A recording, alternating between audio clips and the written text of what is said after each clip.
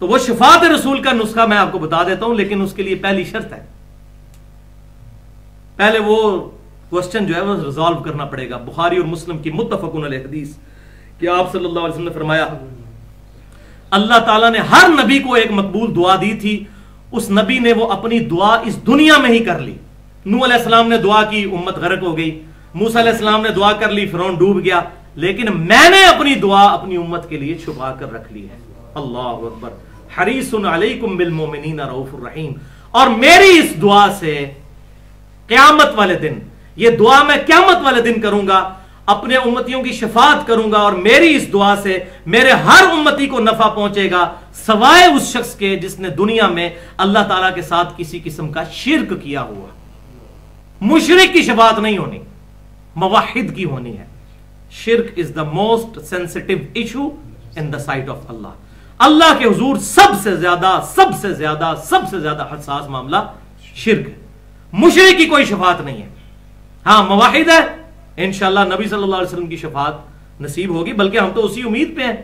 سنن ابن ماجہ میں صحیح حدیث ہے کہ میری شفاعت میری امت کے گناہ کبیرہ کرنے والے لوگوں کے حق میں بھی اللہ تعالیٰ قبول کرے گا، گناہ کبیرہ۔ لیکن شرک، اس کے لیے کوئی معافی نہیں۔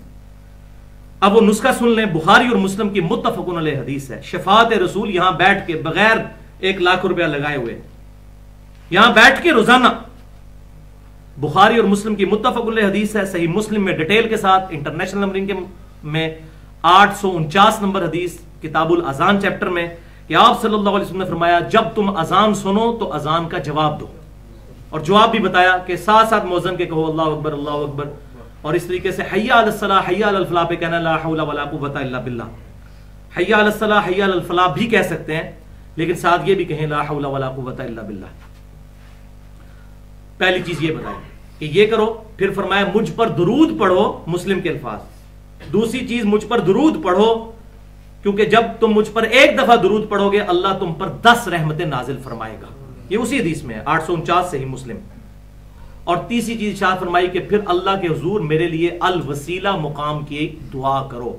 الوسیلہ جنت میں ایک ایسا مقام ہے جو اس کائنات میں ایک ہی شخص کو ملے گا، اور میں اللہ سے امید کرتا ہوں کہ وہ شخص میں ہی ہوں۔ یہ آپ صلی اللہ علیہ وسلم نے عارضی کے طور پر ارشاد فرمایا، ورنہ تو ڈیفینیٹ ہے۔ تو میں امید کرتا ہوں وہ شخص میں ہی ہوں۔ اللہ کے حضور میرے لیے اس مقام کی الوسیلہ کی دعا کرو، تو جو یہ تینوں کام کر لے گا قیامت والے دن میری شفاعت اس کے لیے حلال ہو جائے گی۔ الحمدللہ۔ کیا کرنا ہے؟ اذان کا جواب نمبر 1، نمبر 2 درود شریف، اور نمبر 3 الوسیلہ والی دعا۔ اور یہ ساری میں نے ڈیٹیل مسئلہ نمبر 43 میں وسیلہ اور توسل کے صحیح احکام و مسائل اس میں بتائی ہے۔ اللہم رب هذه الدعوة التامة والصلاة القائمة آت محمدا الوسیلة والفضیلہ وابعثه مقاما محمودا الذی وعدتہ۔ یہاں تک تو ہے بخاری میں، اور سنن الکبریٰ البیہقی میں اگلے الفاظ بھی ہیں انک لا تخلف المیعاد، وہ بھی صحیح سند سے ہیں۔